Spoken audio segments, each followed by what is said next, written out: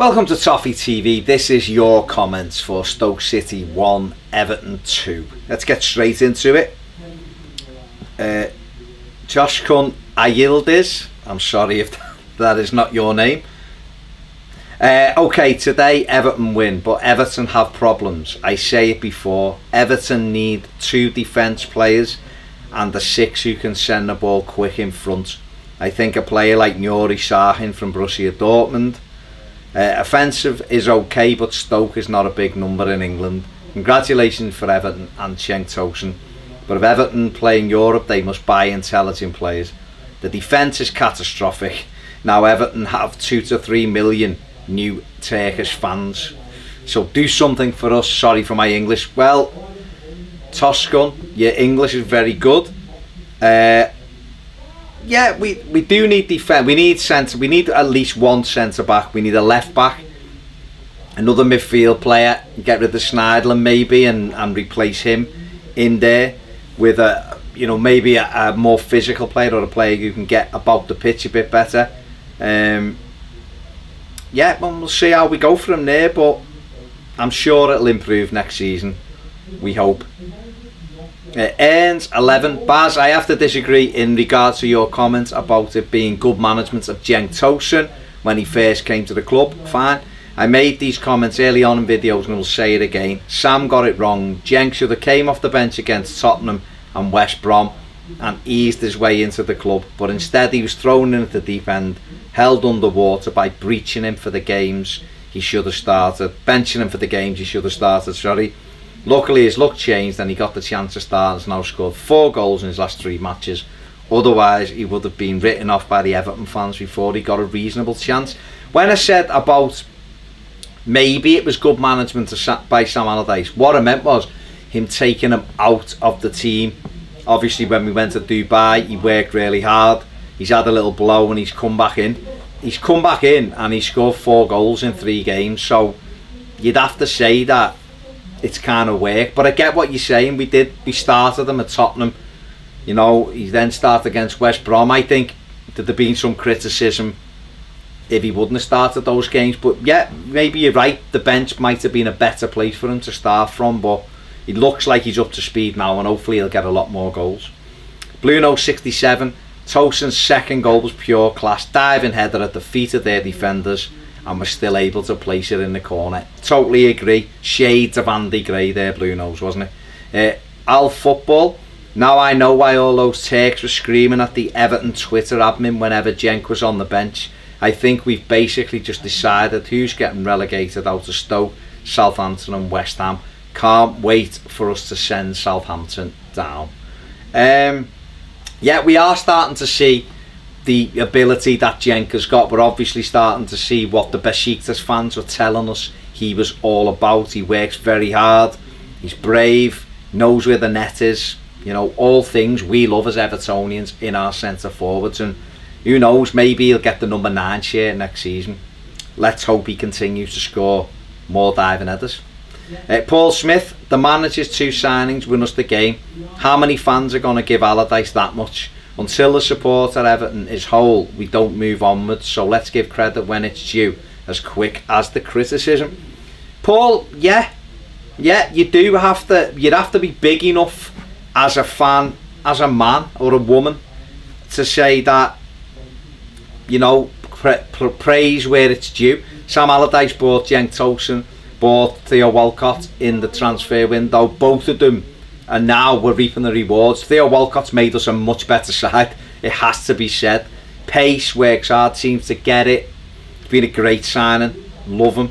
Cenk Tosun, the goals are coming now, really intelligent centre forward play. So you have to give Sam Allardyce and Steve Walsh a pat on the back. People have spent months and months criticising Steve Walsh. They've spent months criticising Sam Allardyce, and a lot of it fairly, I have to say that. But we have to be big enough when they do something that comes off to say, you know what, yeah, well done, you got that right. Let's hope they get more right than they get wrong as we move forward. Parkend 91. Tom Davies has probably got a bright future, but he needs taken out of the team at the moment. Too many games passing by and his distribution is getting worse every week. He's a young lad and needs coaching, but being 19 and starting centre mid in this league is a lot to handle. If there was ever a time we need a classing, it's now. Tom Davies has a very, very bright future. I've got no doubts about that.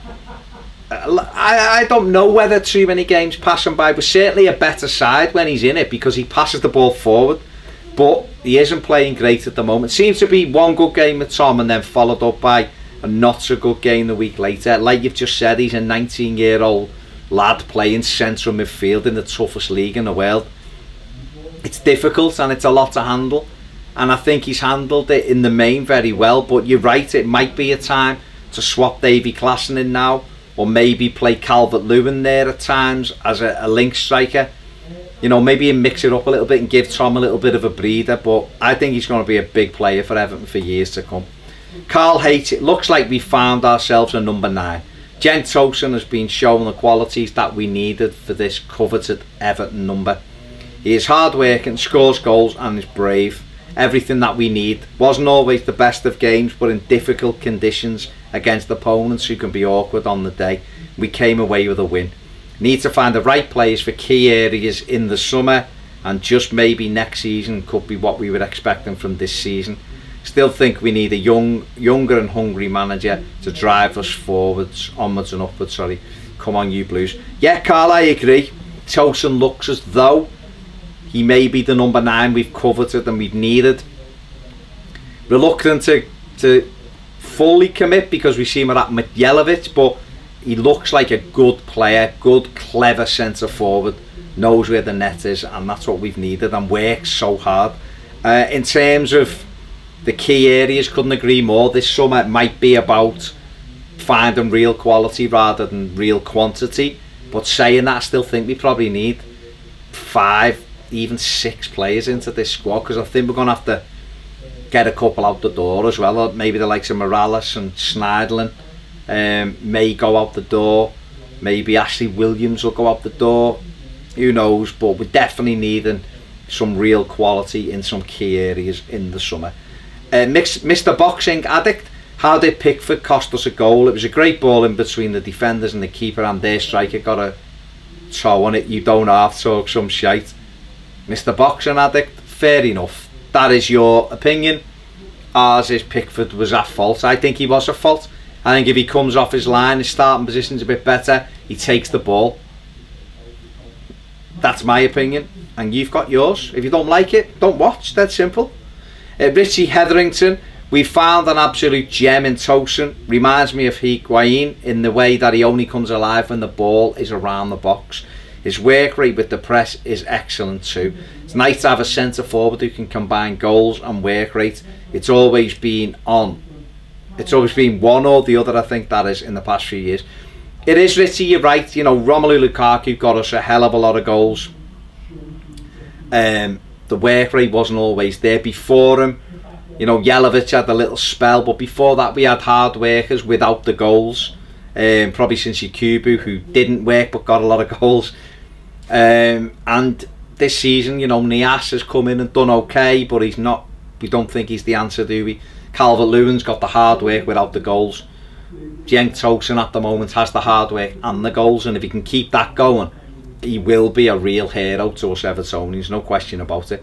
Declan McDade, with an actual left footer at the back and a forward, who knows where the goal is. I reckon we'll have a decent finish to the season, next 2 games aside. My fear is this could cloud the manager debate. He has to go. It's amazing, isn't it, when you put players in their proper positions, what you can achieve in this league, and having a centre forward that can finish. The thing about the manager, I honestly don't know. I know that some people think it's a given that Sam Allardyce will move on. I'm not 100% convinced of that. I don't know how far these next few games will go to decide, and I think if you're Sam Allardyce and you win 4 of the last 7, you're entitled to feel as though you deserve another shot at it. Not saying I agree with that, I'm just saying from his perspective. I don't know where Farhad Moshiri's head is on this, whether he just has got his mind made up and it's going to be Marco Silva or Paulo Fonseca, or whether he's just going to leave Allardyce in there and go, well, we know what we're getting for next season.